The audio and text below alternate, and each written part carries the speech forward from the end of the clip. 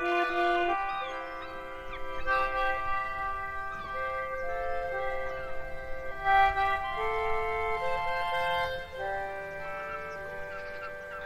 hello again there, folks. So I thought, because of some of the events that have gone on and hit the news this week, I thought it would be a good time to have a bit of a chat, and make a little video, a quick video on the absolute state of the British police, which is something that I think everybody who watches this video will be aware of. The British police in recent years have become something of a meme, something of a running joke.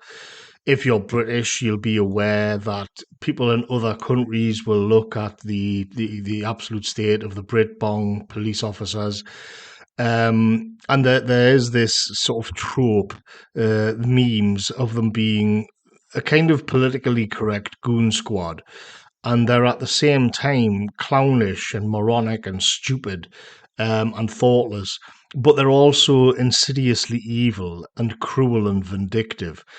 And this, of course, gets back to the recent videos that I made on power and its clients, and on the other one, which is the competency crisis.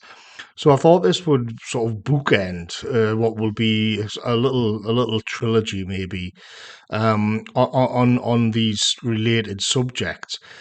And so when we think of the British police, you always see these memes in the past, these photos of the past of the Bobby on the beat, and we kind of feel nostalgic about it. We want to know what happened there, what went wrong. Why are we like sort of lumbered with these morons now? Or are they morons, or is it just that I'm kind of reactionary and nostalgic, and that today the everybody's more equal and we are more tolerant and we are more inclusive, because that's what the defenders of the other side, let's say, would have to say on that. Um, and really, the when you get down to it, what the accusations, the jokes, and what people will say about the British police are things like there'll be grooming gangs and mass rapes going on, and the police will hardly lift a finger. I'm not saying like this is where you've got to be careful. I'll come to that in a little bit later. But the accusation is all kinds of horrible things will be happening, but because it's their client groups, basically they will turn a blind eye and they won't actually do much. But on the other hand, if somebody posts a spicy meme on Facebook or something, says something politically correct, then they'll tweet something which is offensive to a transsexual person or something, then they'll kick your door down in the middle of the night and haul you off to the station. Then like the knuckle duster comes out, and they are really, when it comes to protecting the ideology and protecting the client groups, their special interest groups, protected groups, then they will spring into action and crack heads, and nothing will stand in their way. And so there's this general sort of aura hangs over the police these days that they are just a politically correct goon squad, and they are there to. They're almost like some boy that likes to pull the legs off a spider. They're, on the one hand, they are ridiculously stupid, and driven mad on political correctness, but at the same time, they are completely indifferent to these horrible things. They are clownish, but also cruel. And it's this toxic mix. And the question will be, well, okay, this is just stuff you've seen on the internet. It's not actually the case. It's not actual reality. And well, yeah, I mean, there's a story came out this week where there was a 16-year-old girl who happens to be autistic, and she was, as I understand it, she was drunk in a super market, or a shopping centre somewhere, and the police have ended up bringing her home. And once they got home, this girl had made a comment to her mother that one of the female police officers looked like a lesbian, who was like her nana, her grandma, who apparently was a lesbian. I mean, let's just pause for a second here and just consider the societal decay of this, which was a white working class family as well, where the 16-year-old girl is actually like drunk in a shopping centre, or the centre of town or something, and has to be brought back by the police. This already is a kind of sign of the times. It's where we are now. This is just like a routine thing. The Daily Mail. So just in case I get accused of spreading misinformation, the Daily Mail, I'll cite here, said the officer took it the wrong way and said it was a homophobic comment. It wasn't. The officer then entered my home. My daughter was having panic attacks from being touched by them. This is the mother, and then still continued to manhandle her. The footage prompted outrage online, with one social media user writing, "I cannot believe my eyes. Someone in the police force needs to be sacked for this egregious, disgraceful situation." Another posted, "This is disgusting behaviour by West Yorkshire Police, and how many officers needed to attend. No small wonder that the girl was terrified." This is, I believe, there was 6 or 7 officers involved, which to bring a girl, like to bring a 16-year-old girl home seems excessive to me. I've actually seen brawls in social clubs with fully grown men where like 3 cops turned up. I've seen people arrested by 2, and these would be people who could like really handle themselves. But yeah, 6 or 7 cops turned up to bring a 16-year-old girl home, which seems weird to me. And Andrew Piper added, "At West Yorkshire Police, completely unacceptable from the officers in this video. When the officer was informed that the daughter had autism, the comment from the officer, 'I don't care,' is completely inappropriate." In the footage, 2 officers can be seen in the hallway of the home while the girl hides in a corner next to a cupboard. There's a lot of screaming, there's a lot of shouting going on.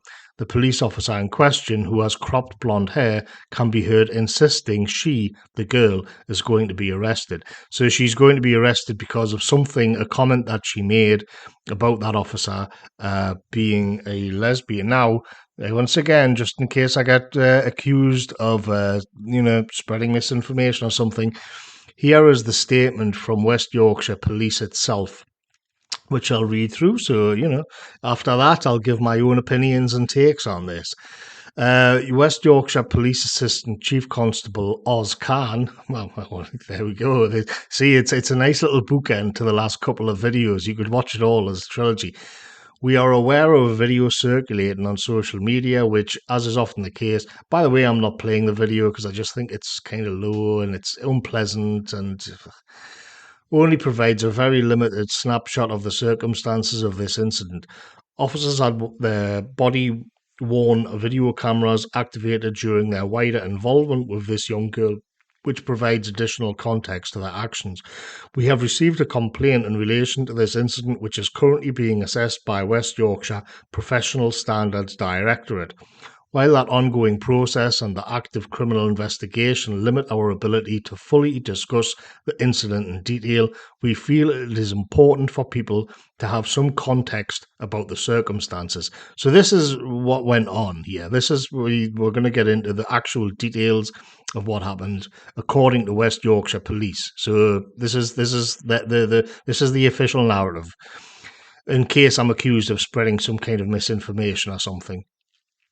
From 12 past 12 a.m. on Monday, August the 7th, police received calls from a family member of a 16-year-old girl who was reportedly intoxicated and putting herself at risk in Leeds city centre. Officers attended at about 1 a.m. and drove the teenager to her home so she could be appropriately looked after. Upon returning her to the address, comments were made which resulted in the girl being arrested on suspicion of a homophobic public order offence. The nature of the comments made was fully captured on body-worn video. Oh God, the horror. When the girl was eventually fit to be interviewed, that interview took place with an appropriate adult. She was later released on bail pending further inquiries and advice from the Crown Prosecution Service. West Yorkshire Police takes its responsibilities around the welfare of young people taken into custody and around neurodiversity. This is because she was autistic. I learned that's what that means. Very seriously. We also maintain that our officers and staff should not have to face abuse while working to keep our communities safe. We are fully reviewing the circumstances of this incident and ask that people avoid reaching any conclusions about it solely on the basis of the social media video. So, okay, I don't need the video. I'll reach my conclusions from the actual statement of West Yorkshire police. But if we go back to the Equality Act, which I mentioned in the Power and its Clients group, we can see something happening here. Now, in that video, I was really kind of talking about minority groups, but in this one, we can see that there's another what would be classed as a protected characteristic being brought into question. This time, it's relating to sexual identity or persuasion, whatever you want. Now, I mean, obviously, people have had a look at the police officer in question and came to their own conclusions. I've got no idea about the woman. I don't know what his private life is. That's not really the issue anyway, though. And it isn't really to do with, you can say, like, that there is an argument which is to say that, well, she wasn't actually addressing the police officer. She was addressing her mother. So, in terms of a hate speech, first of all, it was in a private dwelling, and then it was also not actually directed at the person who's the victim. Now, I don't think that's much of a help, because if you remember when they wrote these things into law, it was about the perception. It's all about it's the same as when you get into the trans stuff. It's the perception of the victim and whether they perceive to have been aggrieved. Now, I mean, I suppose in that particular instance, if the policewoman is a lesbian or if she isn't, I don't know. You get into this really weird territory. None of this particularly makes sense. But that doesn't matter, because what really matters is that she is using political correctness as a cudgel. It isn't logical. It isn't rational. It doesn't seem to make much sense. But what's being invoked here is ideology. Ideology matters. It is perceived that the girl had an ideological infraction of the police, and now she has to be hauled down the station. So when we have a look at what is that ideology based upon, whether you want to call it political correctness or intersectionality or cultural Marxism, people bicker on about these things, or more commonly today, they just call it woke. Written into the Equalities Act, where this is formalised and put into law, is the kind of, it is formalized in a way. Cultural Marxism is law in Britain, and it is in America as well, mainly through the sort of conduit of the Civil Rights Act. In Britain, we had various different bits of law and legislation on the books, and then in 2010, it was mainly kind of brought together and given us all cobbled together within the Equalities Act, which so much for the Conservative government. Like, they've been in for 13 years, they didn't do a thing about that. All they did was add to it. But the essence of it is that in society we have groups who are vulnerable and they need special dispensation. Already you can kind of see why the classic liberals complained about this so much at the time, because if you're going to have a classic liberal society, there can't be any special dispensations. You have to have equality before the law, which has now been kind of abolished because of the Equality Act. It literally says in the legislation, protected. They are protected groups. So this leads us to a couple of conclusions, which is that if you have a look at the makeup of the family involved here, they are clearly white working class. They are not protected. They are not. They have no characteristics which protect them whatsoever. But in theory, the society favours them over the protected groups, over the various identity groups, whether they are ethnic minorities or it's the sexual minorities, the LGBT, all of these different things. There's more and more of them all the time. I mean, incidentally, the actual lesbian one is sort of in the stages of being phased out, as the regime tends to favour the transsexual stuff. So you have the turf wars that are going on. What this is that the regime has decided to sort of, that was like good and fine 10 years ago, but now it's a bit naff, and they want something more extreme in, which is where you get the trans stuff in.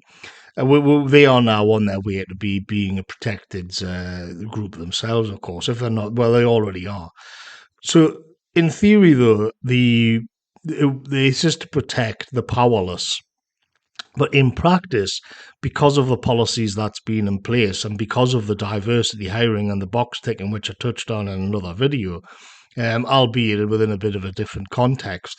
I would say competency actually does factor in here. I think that police officer was clearly incompetent. She lost her cool. She went wild. She was getting all flustered. But within the group that she was with, having watched the video, it also appeared that she was in the dominant position. And if you look, there was a black woman in the background, and the rest of it were white men. And in a way, like the black woman just seems to have got on with the job. But in this particular case, it was the woman who was called a lesbian. That officer seemed to be calling the shots. I don't know, maybe she outranks them or whatever. But here's the thing. Here's the rub. She's not oppressed. She is now in a position of power, and she is in a power position which is infinitely more powerful than that white working class family whose house she was standing in and lording it over. So you get into a paradox, because on the one hand, she is classed as oppressed. It's protected characteristics. Or the ideology is what's really been protected here from any kind of insults. That's what's happened. On the other hand, she is the oppressor. She is literally standing there having a girl dragged out who is screaming and kicking, and then she stands there and lords it over them as the girl is pinned down to the floor by a bunch of goons, by her lackeys. That's what my impression was of the video. That's what my impression was, even just reading the statement by Yorkshire Police. And so what we have is somebody who is oppressed and oppressor at the same time. Now, of course, when she goes up against other oppressed groups within the hierarchy, because she's white and just a lesbian, then she probably would lose out against the others. But she also knows that she wins against the white working class family whose house she is standing in shouting. And so it's a kind of ideology which negates its own purpose. If all of a sudden all of these people are they are dominant, they are the oppressors, then what is the basis for the legislation and the policies in the first place, unless that is it? Unless they have been enfranchised to terrorize the population by bullying them like this, by policing them for ideological infractions, an ideology that they may not agree with. The police are not supposed to be political in that way. And people will say, well, they always have been kind of political. Or what was the moral basis of the old-fashioned Bobby on the beat? The old-fashioned Bobby on the beat would have been the wider context that formed his morality, would have been a Christian conservative, more or less traditional society. And then within that, he would use his own reason to assess what was to be done in a given situation. So he would have come to the conclusion that this girl was drunk, and she needed to go to bed and she needed to sleep it off. And what she actually had to say, what actually came out of her mouth, would have been largely irrelevant, because he would have reasoned to himself and the rest of them, who they would have all been men, that, well, she doesn't pose a threat. She isn't committing any crime. She's just a silly girl who needs to go and sleep it off and stop getting drunk in a shopping centre. That would have been the message to the mother, and whatever came out of the girl's mouth would have largely been ignored. So this is what would have formed the wider kind of reasoning. Fundamentally, it would have been care for the girl. Even if it was, like, this is how the patriarchy would have functioned, which we've now abolished, because we now have these sort of shrieking ideologues who are going to say, she has now broken a speech code, an ideological speech code. So the allegation against the police that they are not there to catch criminals, but to enforce an ideology and to enforce politics is almost irrefutable, going off the evidence of this case. So then we see this is exactly why they are there. That this is the purpose of, they are branded with a rainbow flag, quite literally branded with it. They dance around and they parade themselves at these things. And what that is signifying is their obedience to a foreign ideology, the ideology of, say, global capital or the American deep state or whatever you want to have it. The idea that this is some sort of emergent fight for civil rights is completely nonsensical when it's all top down. And so the wider context that she has to go fall back on, unlike the copper, the old Bobby, is a kind of internationalist, globalist, technocratic, Marxoid shambles, which is purely meant to torment people and persecute people for ideological infractions from, and this is the thing, from a position of power. And it needs to be reeled in as quickly as it can. In any interaction that the normal person on the street will, in any dispute, the normal white British person will lose to the ideology. But and now the ideology is in the police. So this is tyrannical. This is purely authoritarian. These quotes that the liberal left will come out with, that this is some kind of, well, people have fought hard for their rights. They didn't. This is all top down.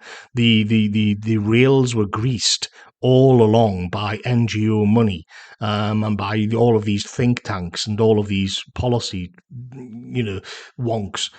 And what I thought was interesting as well is that I did a tweet about this, and people were pointing out the quote on the banality of evil by Hannah Andret, and where that comes from is her assessment of Adolf Eichmann, his trial.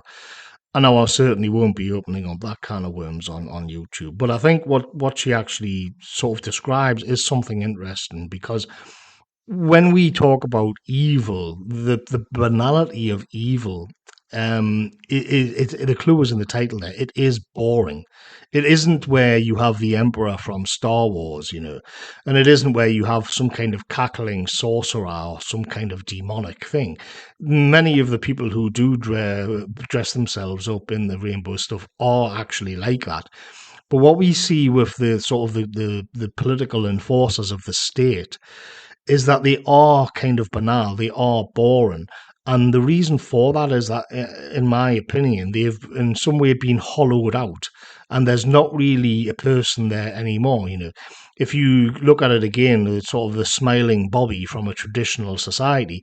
His sort of morality, his moral compass would have been formed in a much more organic and healthy way.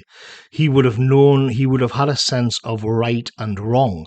Well, when you abolish that society, what you're left with is just lawful and unlawful. And so enforcing the law becomes a purely matter of technique. It is an instrumental, technical process.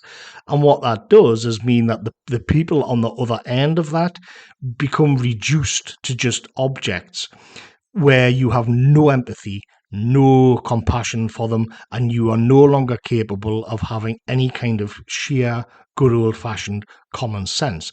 You will view the other individual, if they fall outside of the category, if they fall outside of the protected groups.